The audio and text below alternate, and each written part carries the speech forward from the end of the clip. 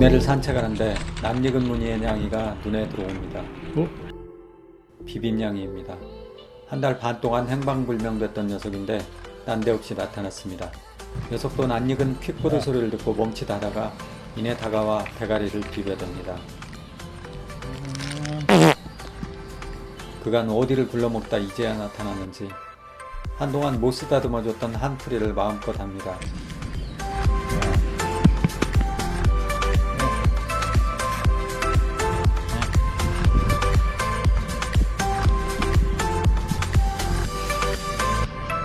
그런데 그 주변 풀숲에 야옹이 새끼들이 몇 마리 있는 것입니다.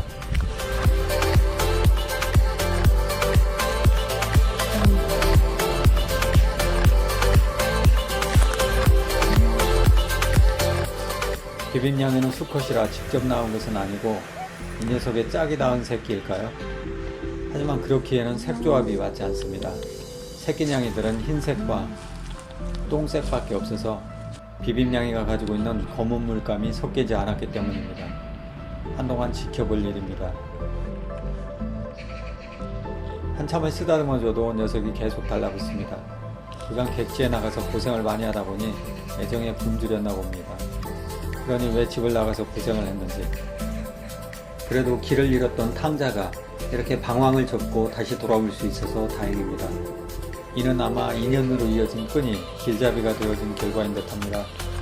그 인연의 끈이 이곳으로 길을 터주지 않았다면 녀석은 계속 헤매고 있을 것입니다. 안 그래도 초봄에 모종을 가져다 심은 호박농풀도 어수선한 공간 때문에 그런지 제 갈 길을 모르고 헤매이는 것입니다. 그 때문에 넝풀이 서로 얽히고 설켰습니다. 하여 나무 기둥을 세워 길을 내줬습니다.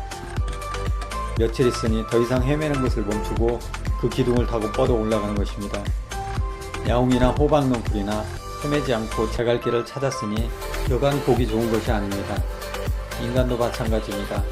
여러분들의 영혼의 방황을 멈추고 참된 길을 나아가게 할 둥구리의 유랑투쟁기와 싸움의 철학은 여러분들 삶의 생명수 역할을 하게 될 것입니다. 그리고 생수하면 둥글표 생수입니다.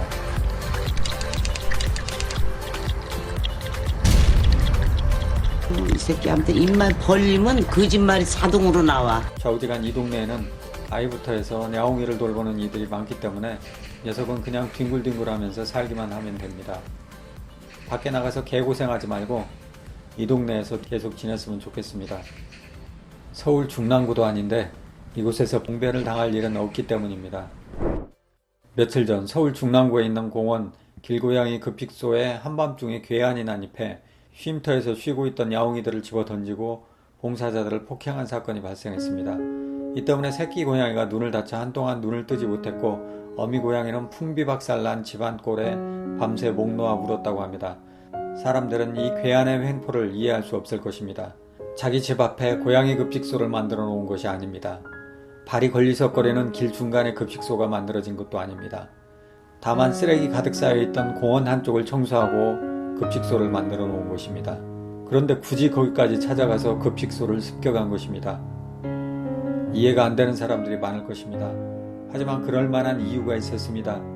그분은 전생에 고양이에게 처맞고 비명행사한 우렁이가 환생한 분이셨기 때문입니다. 그래도 새끼 때에는 코가 반짝이고 귀가 쫑긋한 정도 유망한 견으로 나중에 커서 동네에 똥 좀 싸고 다닐 것이라고 주변 사람들의 칭찬이 잦아있던 견이었습니다. 그런데 난데없이 야옹이에게 이렇게 처맞고 유명을 달리했던 것입니다. 이 때문에 고양이에게 가졌던 원한이 현세에 표출되어 저렇게 개만도 못한, 아니 개와 같은 행위를 하게 되었던 것입니다.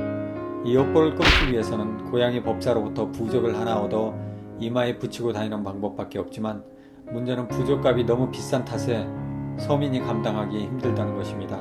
하여 싼 가격에 효과 좋게 그 업보를 풀어내고 다시 인간으로서의 참된 길을 갈 수 있도록 둥구리의 유랑투쟁기와 좌우지간 그간 우리 인간은 잘 먹고 잘 살기 위해 산하를 파헤치고 생명이 살아 숨쉬는 공간을 시멘트로 도배를 해서 지구상 동식물들을 멸종시키는 데 총력을 다해 왔습니다.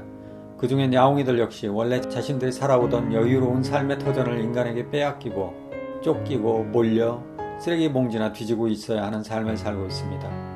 그렇다면 이에 미안한 마음을 가지고 그 쓰레기 봉투 옆에 야옹이 밥을 챙겨주는 것이 인간의 도리일 것입니다.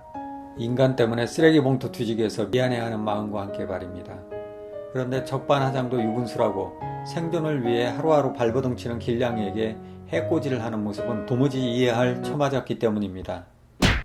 하여간 돌아온 야옹이를 20분 정도 쓰다듬어주고 가려니 녀석은 아쉬워하며 그 자리에서 멀뚱히 서서 저를 뚫어져라 쳐다보는 것입니다. 내일 다시 올 테니 못다한 부비부비는 그때 하기를.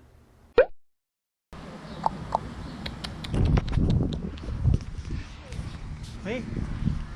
Yeah. 있어? Yeah. 에? 진택에겐 야옹이 쓰다듬어준 손을 내미니 낯익은 냄새에 어떤 반가움을 느끼는 표정이 역력합니다. 만나봤자 처맞기만 할 뿐이지만 저어지간 서로의 흔적을 기억하고 있다 보면 어느 날 좋은 인연으로 대할 날이 있을 것입니다.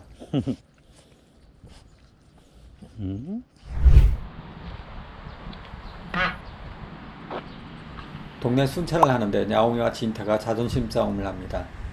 야옹이는 진태가 만만히 보여 피할 생각을 않고 진태는 야옹이가 무섭게 보여 다가올 생각을 하지 못합니다. 하여 대치 상태가 계속됩니다.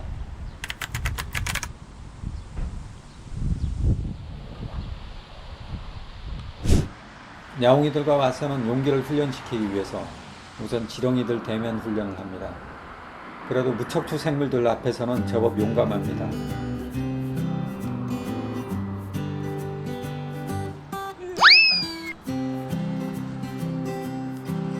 다음날 장마가 계속되고 있는 터라 진태는 할 일 없이 집안에서 자빠져 자는 것이 일이 되었습니다. 문을 열고 살금살금 걸었더니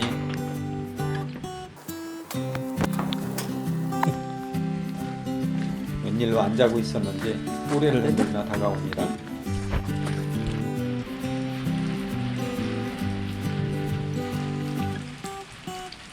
비가 거세지고 산책을 못 나가니 무료한 진태는 사료 씹어먹는 소일거리를 합니다.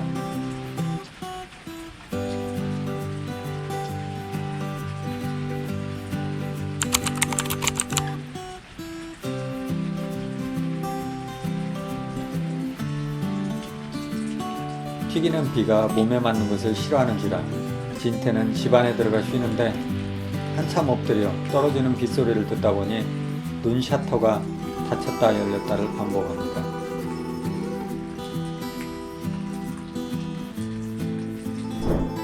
비가 좀 그치고 진태는 교회 가는 할아버지를 따라 나섭니다.